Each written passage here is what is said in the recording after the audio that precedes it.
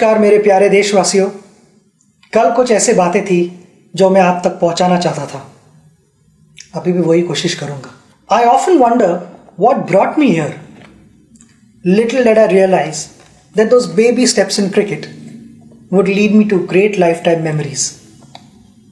I always loved playing sport and cricket was my life. My father, Professor Ramesh Tendulkar, was a poet and a writer. He always supported me and encouraged me to be what I wanted to be in life.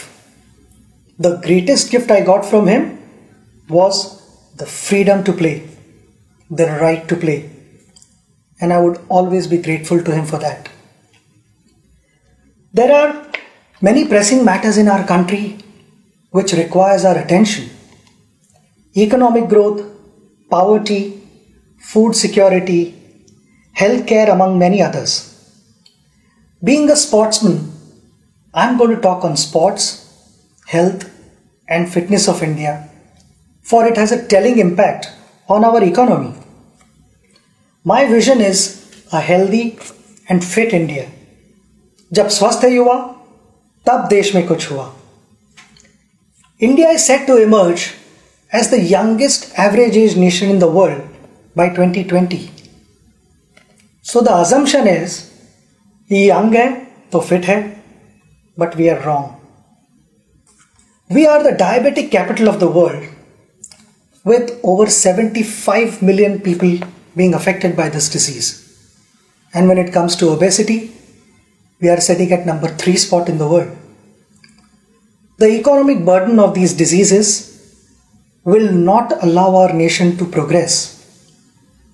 According to a UN report, the impact on the Indian economy of non-communicable diseases from year 2012 to 2030 will be $6.3 trillion US.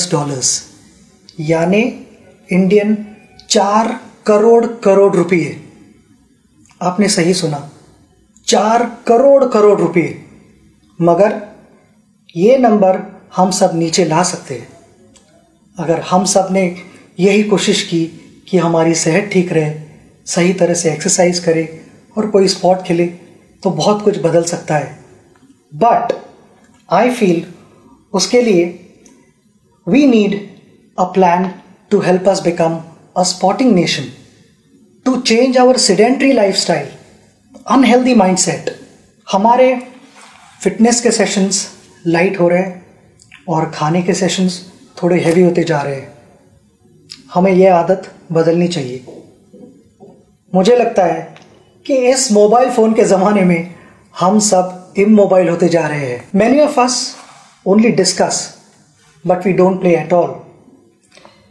We need to transform India from a sport loving nation to a sport playing nation.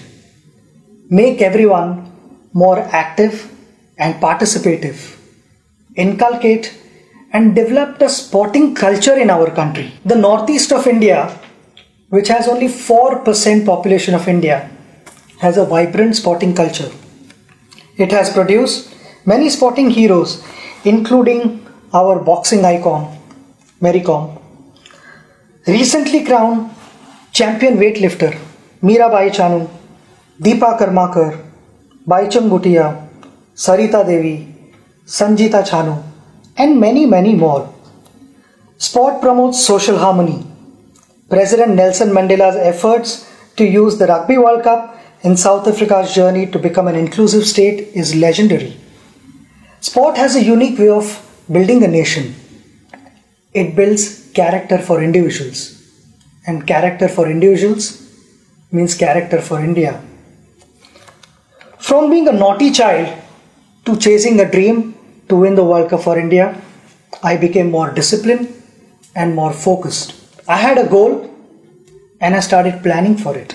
But the most important aspect was the execution of those plans. Not always did I succeed. There were occasions where I failed. But sports taught me to get back on my feet again and compete in the fairest possible manner. I fondly recall a few lines shared by my father Many years ago, पराभव म्हणजे शेवट नाही, हरून घरात बसणं योग्य नाही. कधीतरी एखादा उत्कृष्ट खेळाडूही शून्यावर बाद होतो, पण त्यानंतरचा संघर्षच उद्याचं सामर्थ्य निर्माण करतो, आयुष्याला एक वेगळी कलाटणी देतो. We must build a sporting culture in our country. Otherwise, a young, unfit, unhealthy India is a recipe for disaster. I am humbly proposing a framework of 3 I's here. Invest, ensure, immortalize. Invest. We must invest our own time and effort and ensure our wellness. Each one of us needs to start adopting an active sport and play it regularly. We have our honorable chairperson who loves his game of badminton, much like the famous poet and lyricist Gulzar Saab's love for tennis. Age is no bar, as we are a country where one of the oldest marathon runners is the 101-year-old E.P. Parmeswaran from Kochi, whom I met recently. Our citizens and school children should have access to more sports infrastructure. Open spaces and playgrounds should be retained. Along with smart cities, we should look at building smart sport cities. In this context, I appeal to the Honorable Minister for Corporate Affairs, Arun Jaitley ji, to kindly consider a percentage of CSR spends be made compulsory for the development of sports infrastructure. At a policy level, sport should be at par with any other subject in schools. Children representing school, district, state or country should get added marks or grades. This has been an area that I have been pursuing since the beginning of my tenure. I am grateful that it is indeed under serious consideration with the HRD and sports ministries working together on the same. जब घर में बेटी पैदा होती है तब हम कहते हैं लक्ष्मी घर आई है. उस लक्ष्मी को लक्ष्मी की तरह रखना हमारे हाथ में है. Daughters of India have shown what they are capable of with champions like Sindhu, Sakshi, Saina, Sania, Mithali, and the list goes on and on. When dreams don't discriminate, then why do we?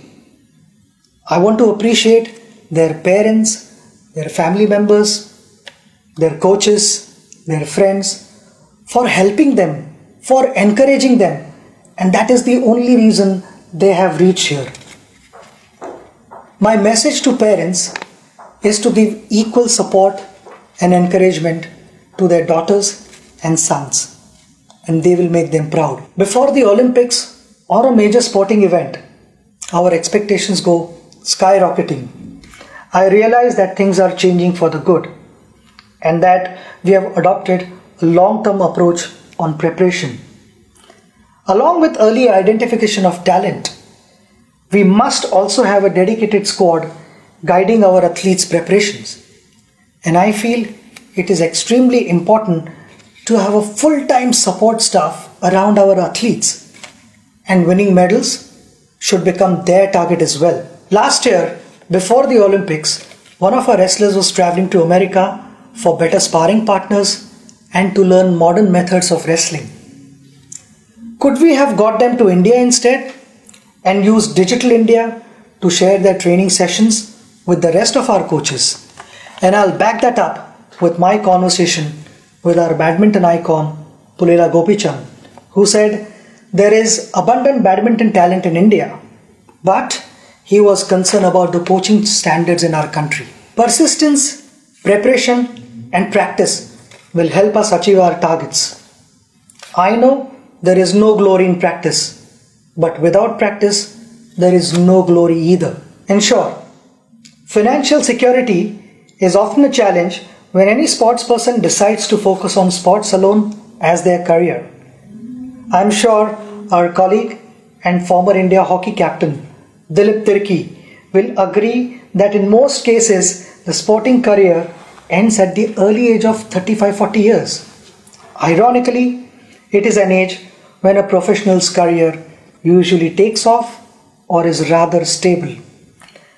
I am also aware that the government, through its many institutions, employs sportspersons and supports them, which we all appreciate. But we have many national, state, district level retired athletes who don't have a proper job.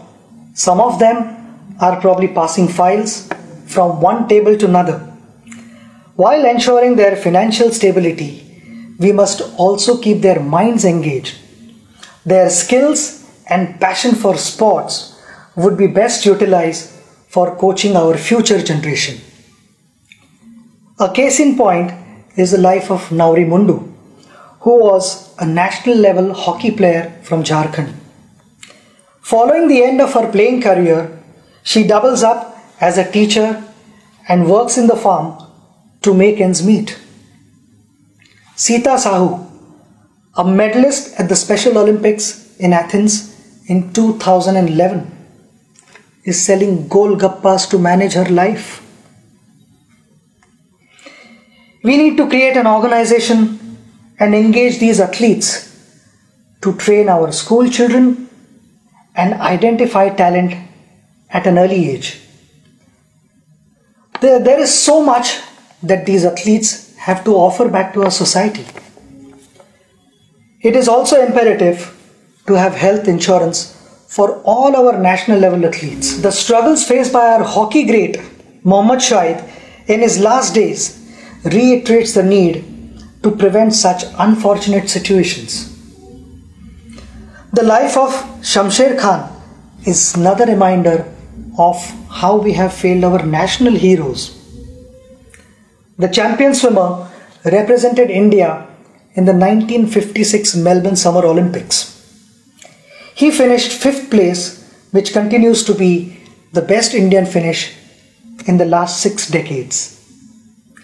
He developed hearing and heart problems, and due to financial constraints, continued to live with these problems till his death. Our national heroes should be able to live a respectable life. Extending CGHS benefits to them is a step in that direction. I appeal to the Honorable Minister of Health and Family Welfare, JP Nadda ji, to kindly consider my request on this issue, which is in line with the recommendations put forth by the AICS. Gold, silver and bronze have appreciated in value over a period of time. However, sportspersons who won gold, silver and bronze medals for India, do we appreciate them enough?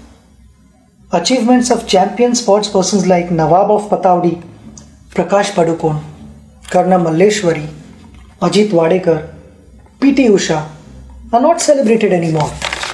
These champions, our heroes, didn't have the best of everything, but they made the best of everything.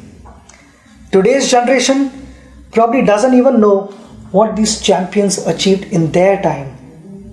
Along with what's happening around the world of sport, I think it is extremely important that the youngsters learn about our sporting history. All of us have had heroes in life who have inspired us on various occasions. As a proposed sample, we have compiled a book on some of our unforgettable heroes among many others. I sincerely feel the lives of these champions should be part of our curriculum. Sport has the power to change the world. It has the power to inspire. It has the power to unite people in a way that little else does. It speaks to youth in a language they understand. Sport can create hope where once there was only despair, said Nelson Mandela. In the year 2009, this August House passed the Right of Children to Free and Compulsory Education Bill. It is my humble suggestion that the Act be amended to include the right to play. Sports can be considered an essential and mandated part of the curriculum. Consequently, each child should get the right to play a sport at school. माता पिता जैसे आज तक अपने बच्चों को पूछते आए हैं कि क्या तुमने खाना खाया, क्या तुमने पढ़ाई की, मेरे लिए वो दिन सबसे बड़ा दिन होगा जब इन दोनों चीज़ों के साथ माता पिता अपने बच्चों को ये भी पूछेंगे कि आज तुम खेले या नहीं। I want to thank all of you for listening to me. Together, we can build a sporting culture in India and transform the way we live and play. Jai Hind.